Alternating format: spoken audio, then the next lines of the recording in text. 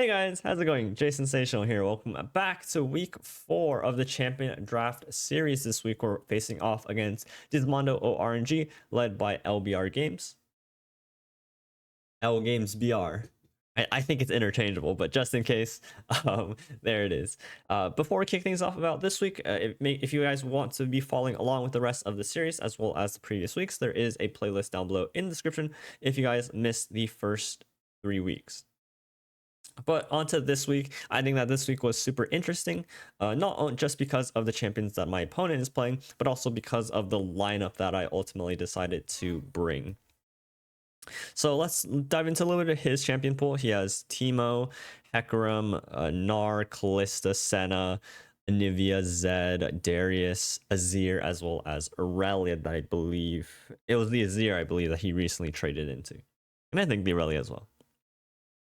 But I think what makes playing against him so interesting is his willingness to kind of go beyond the boundaries. And what I mean by that is that a lot of times in Legends of Runeterra, you build decks around your champions. So hypothetically speaking, if you're playing something like Anivia, most likely you're playing some Anivia SI harrowing control deck, right?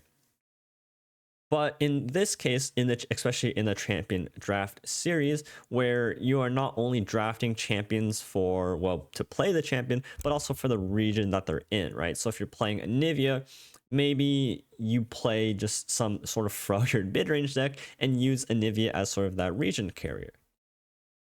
And when it comes to LBR Games in particularly, I think he has represented and the willingness to break those boundaries, and by just using the champions for their regions to play strategies that he thinks is good against their opponents. And if we look into some of his past weeks, especially I think week 3 is the kind of telling point, right? You notice that he brings Kalista Gnar. You're like, what is this? Well, it is a SI Allegiance Fearsome, or SI Allegiance Fearsomes. You look at Teemo Senna. Oh, what could this be? It's who would have guessed? SI Allegiance Fearsomes. And then Zed Hecarim. You're like, ephemerals. Nope, SI Allegiance Fearsomes. And this sort of breaking the expectations of what people think you can do with your champions. So like you expect Zed Hecarim to be an ephemeral deck, right? Well, he shows the willingness to ignore these standard conventions and bring lineups that he thinks are going to be good. Now, I think he ultimately loses that week, which is a little bit unfortunate for him, but it just shows his sort of willingness to play these kind of styles, right? And if you go just 1 week back, you see like Kalista Nivea. Well, now this is a hard control deck. Aurelia Tryndamere, this is, I think, just a ramp deck in Ionia. And then Darius Volibear, I think, is also another ramp deck, right? So willingness to use champions just for the regions to play these sort of strategies, right? Oops. And the reason why this was, I wouldn't say frustrating to prepare against, but a little bit tough, is because of his pre-mentioned flexibility of what he can play, right?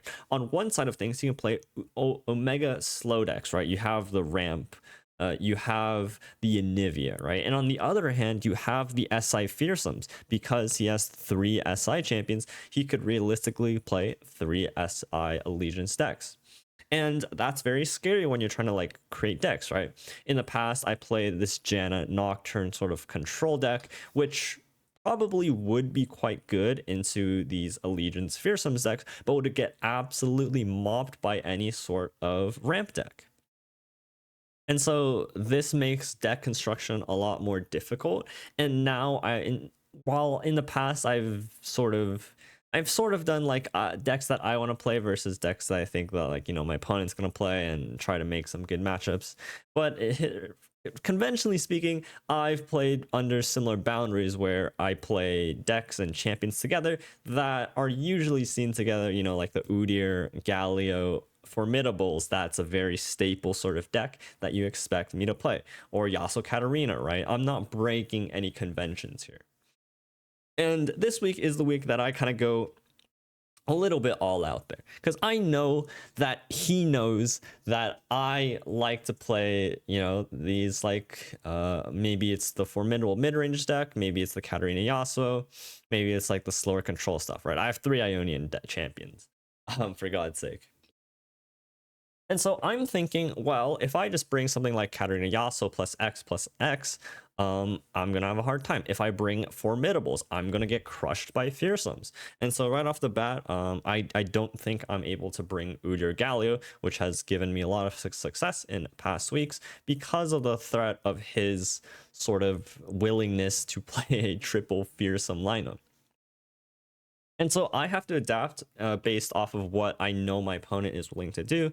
And this week I decide to do something that is a little bit more peculiar.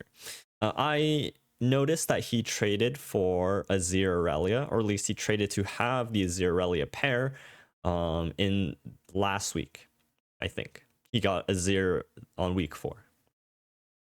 And I know that if he thinks that I'm going to play something like Katarina Yasuo, and he is very much willing to play a Azir Aurelia or some sort of deck like that, that would absolutely crush these sort of slower decks. Albeit Katarina Yasuo is like, it's not absurdly slow like something like Karma would be, but nonetheless, Azir Aurelia tends to do very, very well into low interaction decks.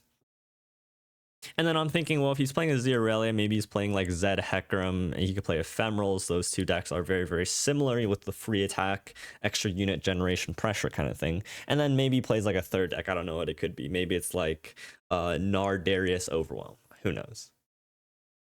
And so that's my plan going into this week. I suspect that he wants to play Azir Aurelia, so I decide to go all out and bring 3 decks that I think targets Azir Aurelia. And this is a little bit weird because when it came to prep this week, I sort of just trusted stat tables. I didn't really get to like practice these decks, and I just like kind of threw things at the wall and see what stuck. But if we notice, Azir Aurelia, second most played deck on Eternal Ladder, so I actually had some decent matchup statistics that I could try to rely on. And if you notice, the worst matchups for Azir Aurelia tend to be aggro focus. You have Poppy Ziggs here, you have Pirates here, or just very, very heavy removal based decks. So you have Swain Nora here, right? The pings, the flocks, the disintegrates, the scorched earths, etc. Jinx Lulu, Aggro, Gnar Nora, which I believe is just Swain Nora with Gnar. You have Thresh Nasus, Annie Jin, Spiders, Shadow Isles Burn. What is this deck? Oh, interesting. Benoit, just Tristana, and like Draven Jinx, discard aggro, Draven Vi Overwhelm combo, right? A lot of these aggressively slanted stuff. But if you look at my champion pool, you don't really see anything super aggressive, right? Well, Fizz is okay. A Nocturne, is not bad. You have Katarina, which is okay. But things like Janna, things like Lee Sin, Udyr, Galio, these don't scream very fast decks, right? And I'm trying to be very, very fast in order to beat Azir Aurelia. And so if you remember what I talked about, using champions for the region and a little bit of being able to actually play them, I came up with this lineup. And keep in mind, I'm trying to beat Azir Aurelia. My first deck, Janna Nocturne. Now, this is very, very different from the Janna Nocturne decks that I played in the past. It's no longer control deck. This is Janna Nocturne Shadow Isles Burn. So you notice that historically this is Teemo Elise, but because I own neither Teemo nor Elise, all of a sudden I kind of have to throw that out the window. Luckily, Nocturne is Elise and aggressively slanting champion, so that's good. Synergizes with the deck because it has Stygian Onlooker as a fearsome, which is great, and Janna can just draw me cards, which can't be bad. So this is the first deck. Fizz Katarina, you're like, what could this deck be? It's Pirates. I took Pirates. I replaced Misfortune because I don't have her. I replaced TF because I don't have him for Fizz Katarina. I think this deck is probably the sussiest out of the 3, just because if you boiled it down to how well the champions fit their decks, I think this was the weakest combination. You don't really have many spells to play with Fizz, so very much likely Fizz is a 2-1 for 1, which is not great considering if you look at all of the 1-drops in this deck. Jagged Butcher is better, Legion Rearguard is better, Legion Sabo deals 1 damage, Shell Shock gives it 2. So Fizz is a really bad 1-drop unless you have spells to play with him, which then he's an elusive and gets 2 damage in. Katarina is a little bit awkward. It's not bad for sure, but if you if you level Katarina, like, that's fantastic. You can get some pressure down with maybe a Fizz Katarina. Now this combo is you're dealing 2 elusive damage with Fizz guaranteed because you get the Blade Edge from Katarina. That's like really cool, right? But comparatively to MFTF, the sort of impact that these champions have comparative to what the deck originally operates at makes it just automatically a much lower power level of a deck. And that's this danger of this sort of strategy where you're playing champions for the region combinations to make decks, is that if your champions are so far removed from what the strategy is trying to do, it becomes a little bit tough, right? Like, for example, if I decided to play Karma Set, but I don't have Set, all of a sudden the deck's a lot weaker because Karma Set's very reliant on Set, right? So that's just general speaking. And then the last deck, Nico Nocturne, or Nico Galley, you're like, what is this? It's elites. I decided I couldn't play Formidables because of the threat of the Shadow as Allegiance decks. Any sort of Fearsomes, Miss Wraith combo would just absolutely annihilate Formidables. So I knew I couldn't bring that. And this was a little bit experimental.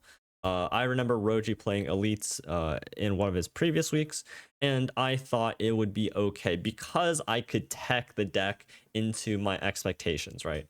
I'm expecting either Fearsomes or some Azir Relia composition. And I'll talk about a little bit about my techs as I go along. But I think this is that deck that was tech the most. And tech cards are Ranger Resolve as well as Inspiring Light. So Ranger's Resolve, very, very good into Azir Relia kind of decks where they have a lot of very, very small attackers. So let's say they have like buffed up Sand Soldiers that have 2 attack, right? It's very, very difficult to maintain a board against these kind of decks because they're consistently pressuring you down, right? And this is where Ranger's Resolve comes in. It just gives you a fantastic trade opportunity to completely stop your opponent's attack and maintain a board of your own, right? And that's very important because we're a board-based buff deck with things like Champion Strength and the Legions. So it's very, very important to maintain board. For a similar factor, Inspiring Lights there. This is more so against Fearsomes, where I have Sithir with Cloudfield, which only has 2 attack. And a lot of my units have 3 attack, right? So if you play Skitter on a board of 3 attacks, they go to 2, and all of a sudden they can't block Fearsomes, but with Inspiring Light, they go to 3, they go back to 3, right? So those are the ideas behind these cards. Now, Nico is a little bit interesting. I could have played Udyr here, right? This is an Allegiance deck. The champion is only serving to fill space. And so I could have played Udyr, right? But the idea is Udyr is a 5-drop, and that's too slow. So I didn't want to play that into what I expected to be fast decks, right? Now, there's some really funny interactions with Nico. There's some really high roll hits. The one especially hit that you want to look out for is House Spider, which is 2 units for the price of 1, and it gets buffed by Inspiring Light and Vanguard Bannerman. So those are the specific tech choices for this week that fit in here. This is fairly standard, and this is pretty standard as well. So these 2 decks are like the Pirates deck and the Burn deck. They're not so far removed from what you would normally see, but the idea of it is that their matchup tables are very fantastic into the Azir Rally, as you can see here. But the only sort of issue is the fact that I'm playing lesser champions and that these numbers aren't fully accurate, but I'm trusting that the matchup tables will sort of carry me through. Now, he doesn't actually end up bringing Azir Relia, which is a big bummer. He ends up bringing Emo Callista, so he actually brings SI Burn as well. We have a mirror. He brings a Senna Anivia, and this is just a full-on Anivia control deck. And he brings Azir Hecarim. So instead of playing Azir Rally, he decides to bring Azir Hecarim, and I think this is a little bit of a spicy pick. It's close to kind of what this sort of Azir Aurelia sort of ephemerals idea is. A little bit of mix in between, right? He's playing Desert's Wrath, recently buffed to 3 mana. Unfortunately, it's not updated in Terra.ar yet. But he's playing around Desert's Wrath, right? As this buff card, and he's playing all in on the Sand Soldiers, like 3 Arise, Sandcrafters, Deus, Azir. So it plays very similarly to the idea of Azir Relia or Ephemerals, which is still very, very good for me because that's kind of what I was prepared for. And he brings a deck that's pseudo similar to it, and I'm relatively okay. And then we'll jump into the games, and I think you guys can see how everything this week folds out. But this week was super interesting. I think that this week is... I think it's a little bit of a kind of cards on the table situation for me, where I've been beginning to show my willingness to kind of step out of the bounds a little bit. I brought the Glorious Evolution deck last week. The first 2 weeks were just flat out consistent decks. Now the third week I bring the Glorious Evolution. Now this week I show the willingness to kind of break the boundaries, right?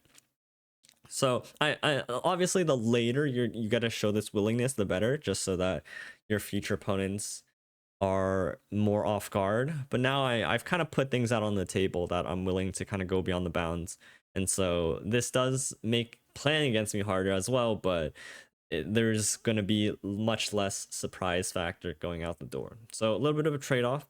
But this week was super interesting. Please enjoy the games. I think they are quite banger. And I thank you guys for tuning into this week's CDS. And I'll see you guys next week. Peace out, guys. Take care. His Azir deck anyways, right? Is the hope. But you guys can see he is playing Anivia, Shadow Isles Burn, and Azir Hecarim, which is interesting. Vengeance is obviously a dead card, which is fantastic.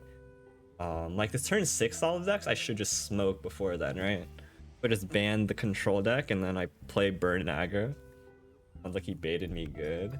Well, I don't know if he baited me, but like I was expecting like triple fearsomes or like Azir Relia Z Hecarim X. So lineup wise, it's mostly similar. It's just that he brought decks that I have no idea what the matchup tables are too. So I won't know if I'm like good or not into them, which is not necessarily important because when it comes down to it, you either win or lose when you play. But nice having peace of mind knowing that like should be favored into X or Y.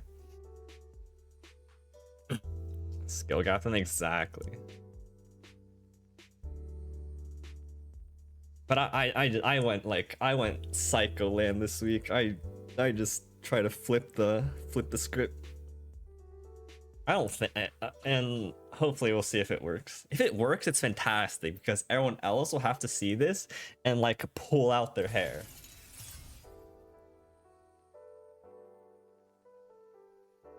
Arnold feels like a snow week with no school. It is nice, isn't it? All right. Is in your mind. I am in his head.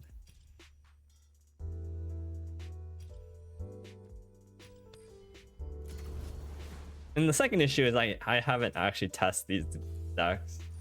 I'm like I built these decks off of matchup data, so whether or not these decks are actually good is is another question. But we'll see. All right, what is he playing? Let's see. What is the lineup? It's a mess. All right, is there anything Mystic shotable? Pigeon Onlooker and Teemo, but it's useless in a Boom Crew rookie. Turn 3. He's attack on turn 3, so this might be okay. This gives me Nightfall with Nocturne on my token on 4, which is fantastic. I don't have mana for this Mystic shot, right? Maybe I ditch it. I don't have mana to play it. Unless I skip the use casket. Maybe it's fine. You have to play 3 of every champ. You have to play 6 champions in your deck. But I only had 1 Shadow Isles champion and 1 P&Z champion, which means I had to play 3 of each in my deck. Emo turn 1.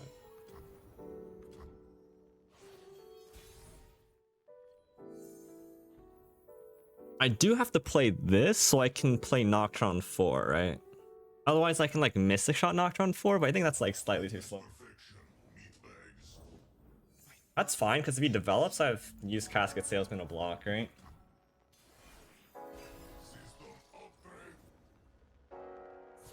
Oh shit.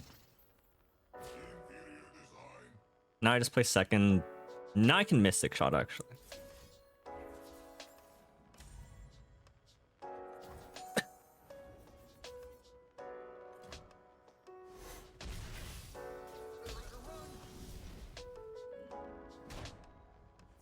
I have mana for this Ignition. I might Mystic Shot his guy. I don't think I can play it.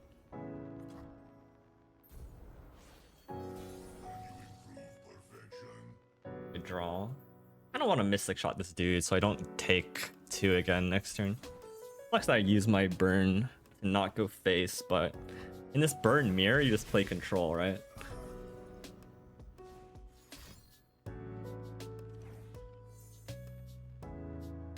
And because I had used Casket Salesman, I can I have like blockers, which is good. Okay, we'll save our Nocturne. I need fearsome blockers.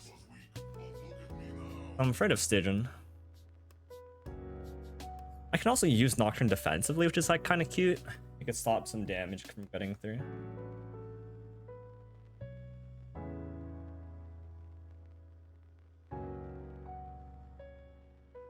And my attack is still good, right? I'm pushing 5.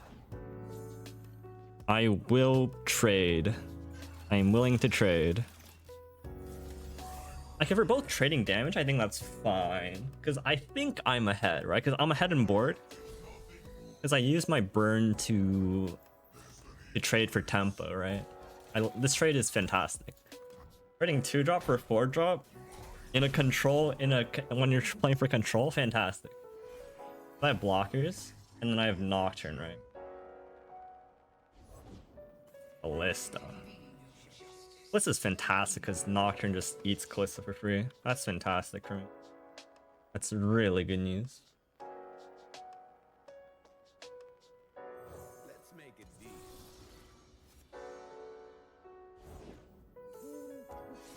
I was afraid of that. Do I trade for that?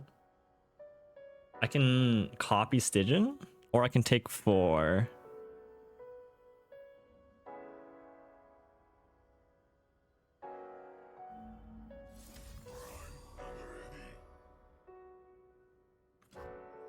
The issue is, if I trade my Ballistic Bot, I use... Okay.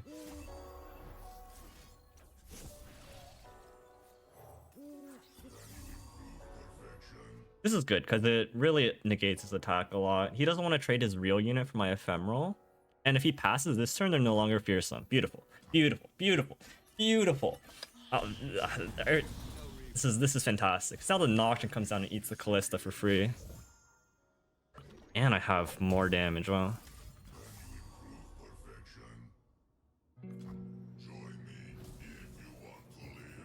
So I'm head and board.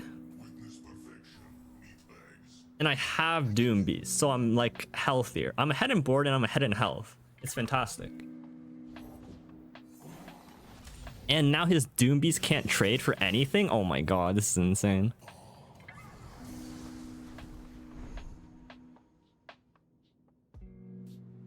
Nocturne's probably the least important on board. I'd rather keep health on my Ballistic Bot.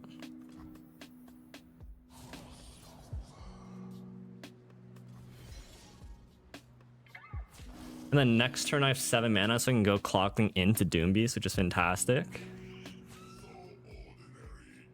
We completely trade on board. I'm ahead in health. I'm ahead in board. We're even in health. And I have some healing. Give me a 5 damages sus. Oh yeah, because he didn't have fearsome blockers, right? But like if I just play for control, I should just be fine, right? Because if I'm ahead in board, then I'm always going to deal damage on board when he isn't.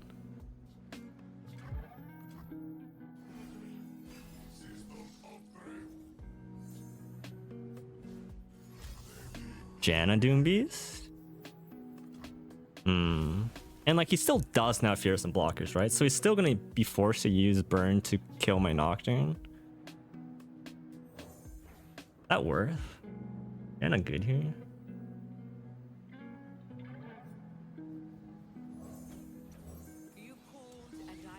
I think trading ignition for a card here is good. It's fine at least.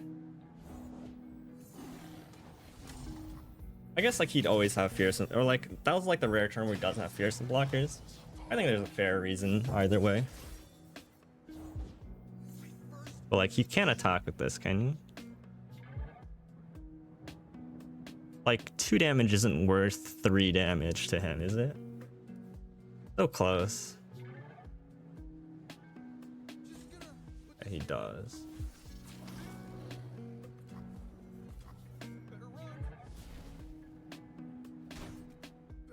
Like if I wasn't like far ahead and I had to burn him out, then I think there's a fair reason to like deal 5.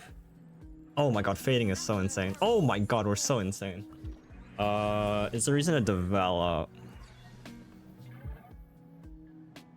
I mean, I want to play that if I'm attacking. And then I can swing fading afterward. No punish. Did I kill him this turn? No, right? Well, I guess that's a punish.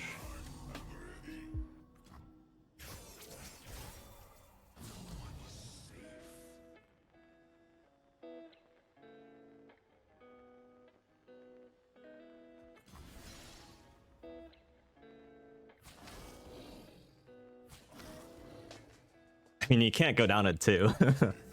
Okay. And I have 2 Doom Beasts. And board. So I just need to survive until my next attack? Punish for his hand kills me. Yeah, but it has to be like all burn, right? Oh my gosh, what the fuck? Okay, we both have 2 Doom Beasts. Jesus Christ, this game is so close.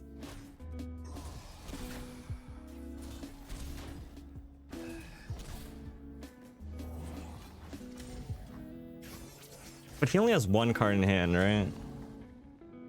Like, I just win? Maybe? I can't tell. Game's too close for me to tell. Okay, so he's gonna have 3 cards in hand. With 2 damage.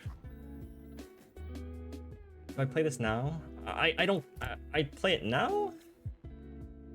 Play it next turn?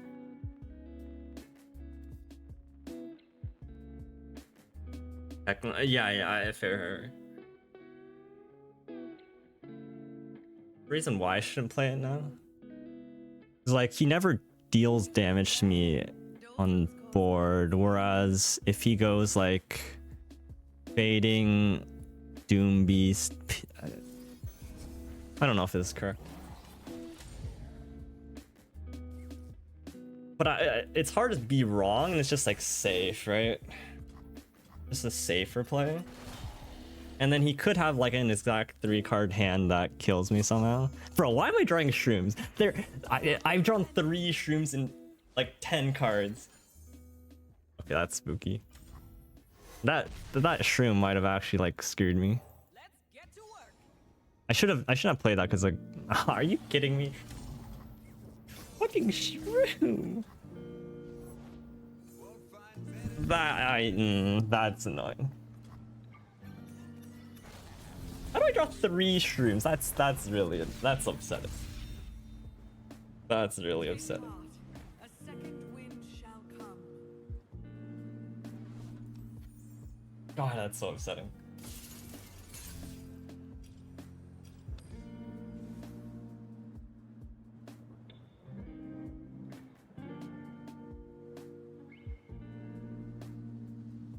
I missed damage, wasn't this?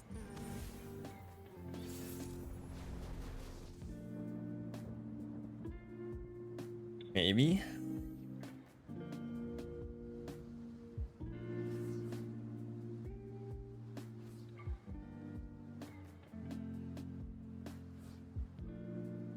This card good. There's better cards, right?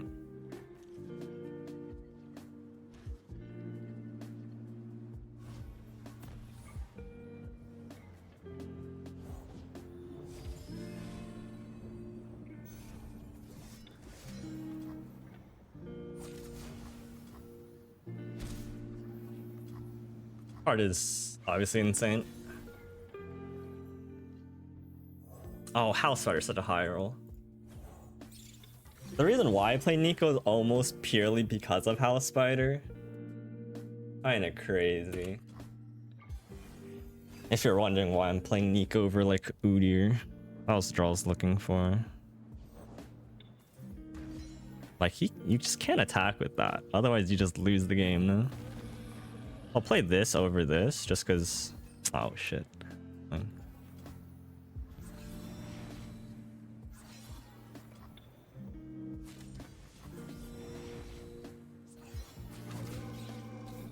It's really annoying. Probably the best card in his hand. But play Ride Negation. 3 Shifting Sands. Wow. Okay, I need to be cautious of that. Redeemer. That's actually super awkward. Like, do I do this now? My curve's just kind of awkward. Maybe I shouldn't have traded off the 1/1 just so I could do this. God, that's so annoying.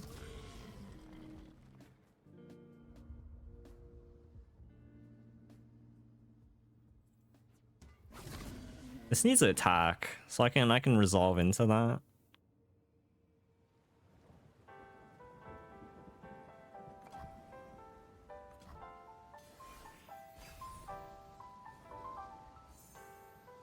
Also pretty good.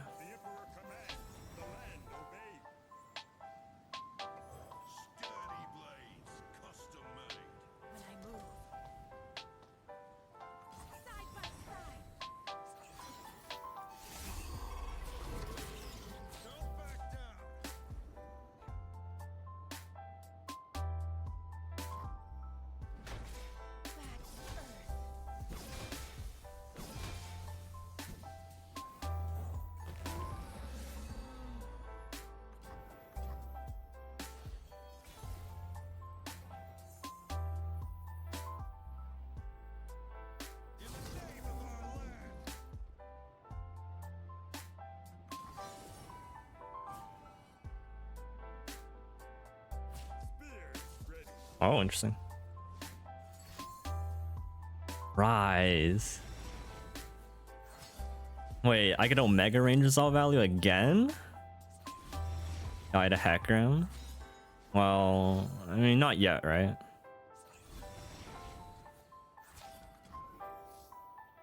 We play this, we can't play you. But we keep our entire board? Okay, fair enough. Deal. Oh no, we still can't play because this dies perfect. Oh my god, that second resolve is fucking immaculate.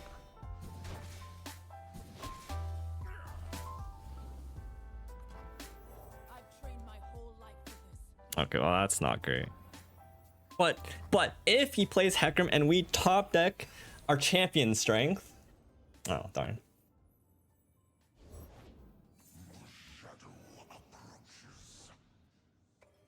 Okay.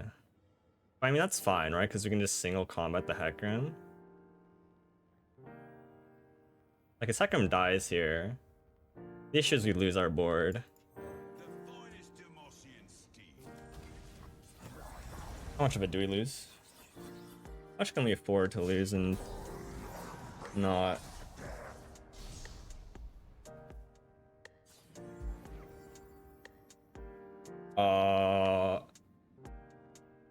We do something like this.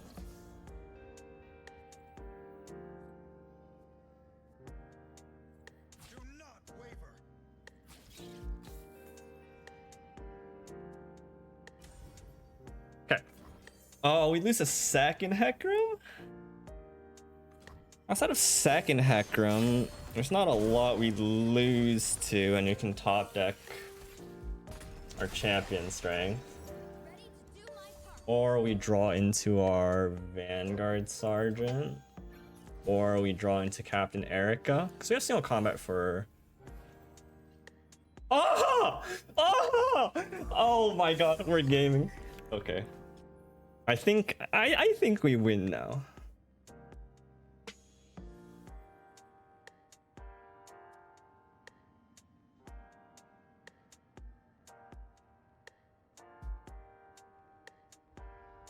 This deck is giving me a run for its money. This deck is so interesting, but this deck doesn't have fearsome blockers, which I can capitalize on. So next matchup, Stygian is my best friend, and Nocturne. Like if I can like somehow high roll and level a Nocturne, which is incredibly difficult to do because I only have 3 cards in my deck that actually progress towards him. Like I only have Stygian and Doom Beast and Nocturne. Oh, that's hella annoying. I still attack. Wait, what the fuck? No, I can't. That sucks. Leveling Galio is sweet. Not worth dealing like 8 damage to not level my Nocturne.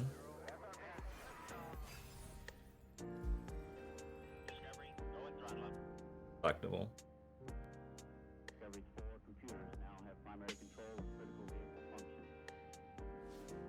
Because of the single combat, I can always rally on my attack turn even if he has no units on board. Oh shit, does he have Vengeance? No way he has his Vengeance. I refuse it. I'd be so pissed if he just Vengeances. But I can single combat and rally and I still win the game. Even if he Vengeances me here, I think I'm still... It's obviously... It sucks if he has it, but still win the game. Because I deal... 12 twice, and then he can't quicksand me, but he has more rises. Really, that's 3 of a rise in his deck is really getting on my nerves.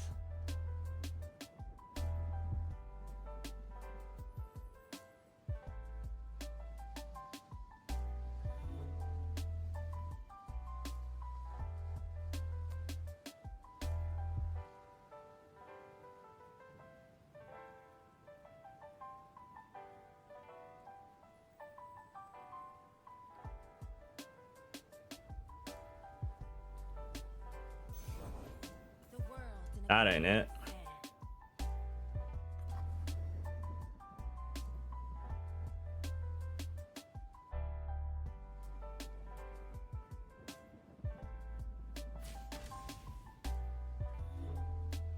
Letting me rally?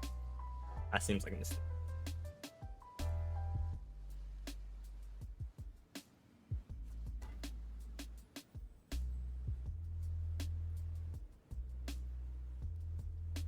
And I don't care about Vengeance next turn because I can single combat on top. Rally. Okay. You would test my steel?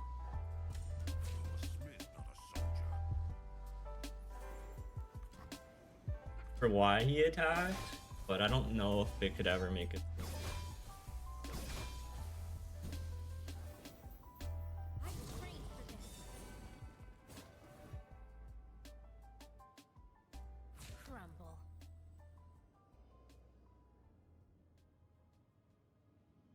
The next one, even if he arises, rally.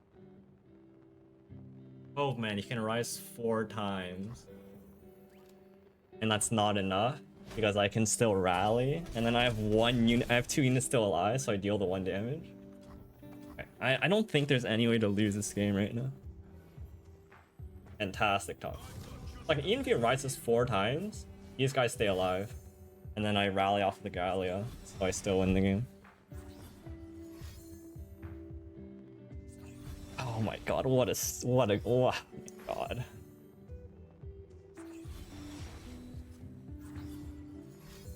Okay. Okay, but I have an idea about this deck now. I know what this deck's up to now. I knew originally, but I just didn't know how fast or at what level. Let me turn on light. Give me a sec.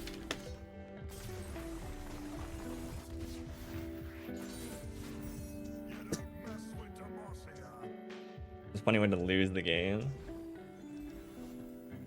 You think so? How?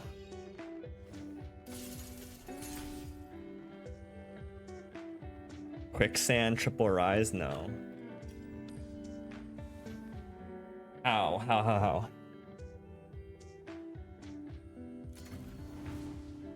Okay, he's running 3 weight of judgment.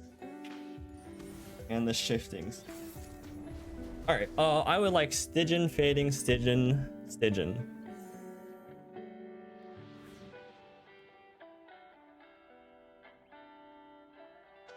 How do we kill Hecarim? In this matchup? We don't. We kill him before it's relevant.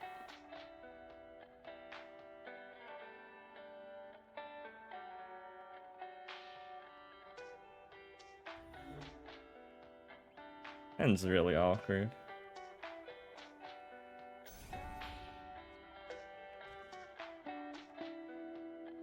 Fantastic. No one draw. Okay.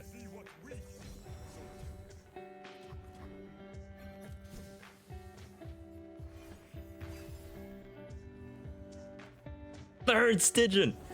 How do we do it? No, well, Can I tap? Do I take a Dune Keeper? Or do I take a Forge Chief?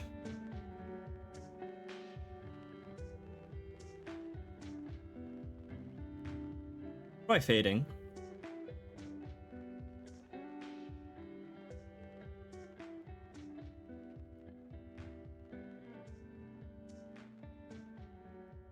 I could choose to take the damage. I take 1 extra damage, but health total kind of matters. At the same time, it doesn't because I do have some healing.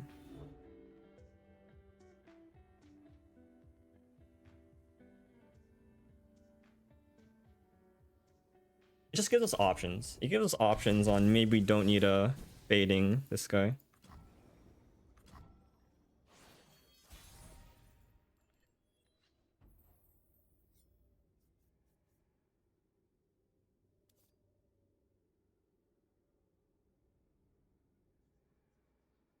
Means we can save one of these for Stygian. Like I only want to use this on Stygian or maybe Doom Beast. But the value of putting this on Stygian is so high. Because he has no fearsome blockers. Sort of. Or if he does have fearsome blockers, I have Nocturne. Wait, I have a level Nocturne! I have a level Nocturne! No, I don't, because I can't. No, I do, because I can play. I have a level Nocturne, guys. Crazy.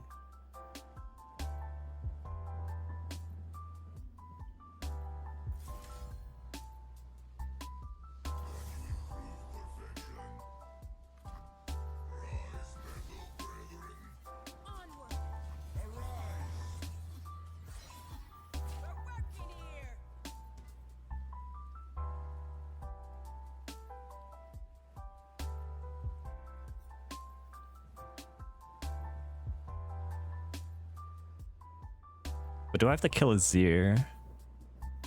No, I need push fearsomes. So I have to give this vulnerable. I have to leave a Azir up, which is unfortunate. Need clearance, pal.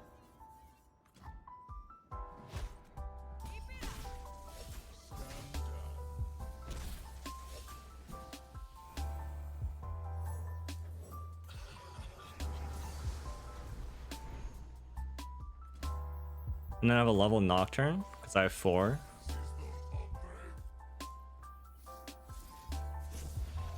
Oh, but he could have shift. No, he's 1 mana short of Shifting Sands. Oh my gosh, that's so big. The one turn you can't play Shifting Sands, I can go in, which is huge. So this level's Nocturne. Of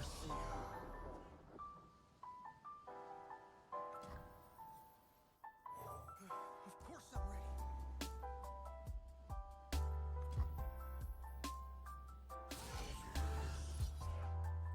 Is there a better pool? No, I just want to get rid of this guy, right? No, but I could just... Is he dead, actually? 6 plus 8 plus 1 is lethal. Ah. Oh, he's just Omega dead. What the fuck? It's Nocturne levels. Oh, sick. I told you guys, fearsomes. I level Nocturne, I win the game. Fearsome. You can quicksand, that's the only... No, you can't quicksand, because Nocturne is an aura. So quicksand does nothing. Well, it saves 4 health, but he's still dead. Doesn't work. Wait, what? Oh, because allies? Alright, fair enough. Let's go! Woo! Oh my god, after that first game, wow. Alright, I'm happy about that one.